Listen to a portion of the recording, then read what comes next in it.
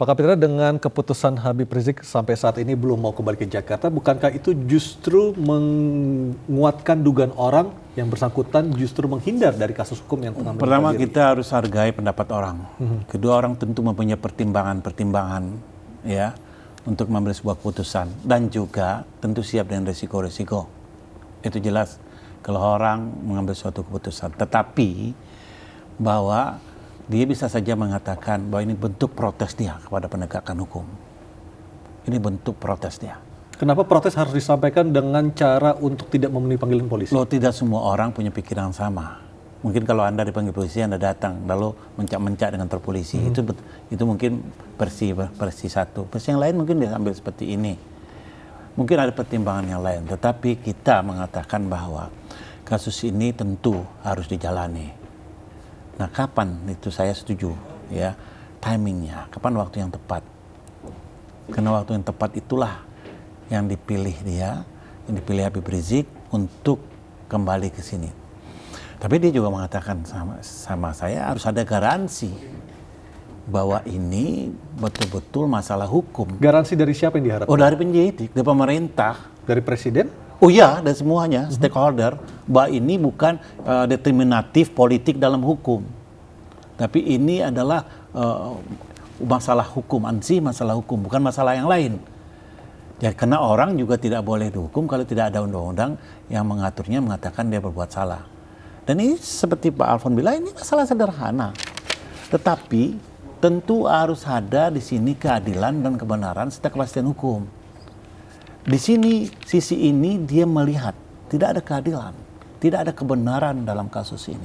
Baik, saya lalu dia Jamin. terkait dan dikait-kaitkan. Itu versinya. Baik, Bang Jamin, apakah hukum di negara ini bisa mengakomodasi timing versi seorang saksi yang dipanggil oleh polisi dan juga permintaan garansi dari pemerintah misalnya? Apakah hukum bisa mengakomodasi dua keinginan tersebut? Tadi udah disebutkan. Jadi kalau pemanggilan itu dapat dilakukan, tidak boleh dipaksakan kalau sedang beribadah.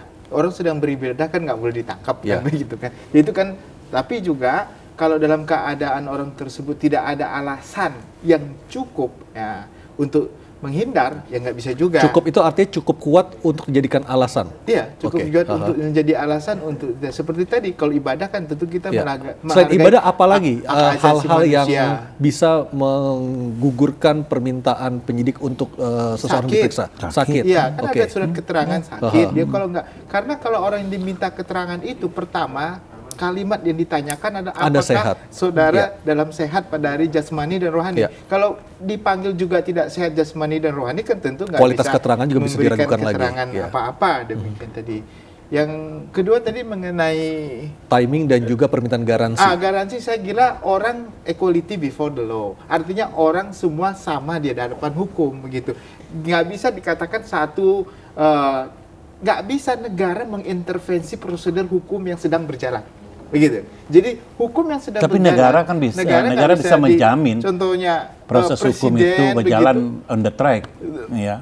Menjamin kamu tidak akan pasti ditahan, itu nggak bisa, karena prosedur hukum itu bebas ataupun steril dari intervensi siapapun. Bahkan seorang Kapolri juga, penyidik, dia nggak bisa intervensi, harusnya begitu konteks itu yang idealnya. Oh iya, atau itu harus seharusnya? begitu, Oke, harus begitu, karena penyidik dikasih kewenangan, nanti bisa ditanyakan kewenangan untuk menyidik. Jadi nggak bisa, contohnya seorang hakim sedang memutuskan kasus, contohnya Pak Ahok itu, apakah bisa Ketua MA Hatta Ali mengintervensi dia? Nggak bisa, harusnya begitu. Nah itu juga penyidik juga begitu, secara fungsional dia melakukan tugasnya lepas dari jabatan struktural apapun yang mau intervensi. Kalau begitu nanti bahaya negara kita ini. Baik. Setiap kepala negara, setiap kepala polisi, setiap ketua MA bisa melakukan intervensi. Itu. Baik, Pak Alfons, seperti apa sih independensi dari seorang penyidik? Jadi apabila dalam kegiatan pengumpulan alat bukti yang masuk dalam ranah konstruksi pasal, apabila terpenuhi unsur-unsur alat bukti memadai dan sebagainya, maka penyidik pada saat penyelidikan menemukan bahwa ada tindak pidana, peristiwa pidana, itu tahap penyelidikan, terus naik ke penyidikan. Di dalam penyidikan itu kan berbagai alat bukti dikumpul, keterangan saksi, dokumen dan sebagainya. Setelah dikumpulkan dan dikonstruksikan memenuhi unsur dari sebuah pasal pidana misalnya, maka penyidik menentukan bahwa si A, si B sebagai pihak. Apakah dia menjadi tersangka, apakah ini kita minta ahlinya siapa, atau saksinya siapa saja misalnya. Itulah kewenangan penyidik punya kegiatan secara profesional. Dengan demikian tidak harus tunggu, mohon petunjuk dan ini apakah akan jadi pasal atau tidak, bukan begitu.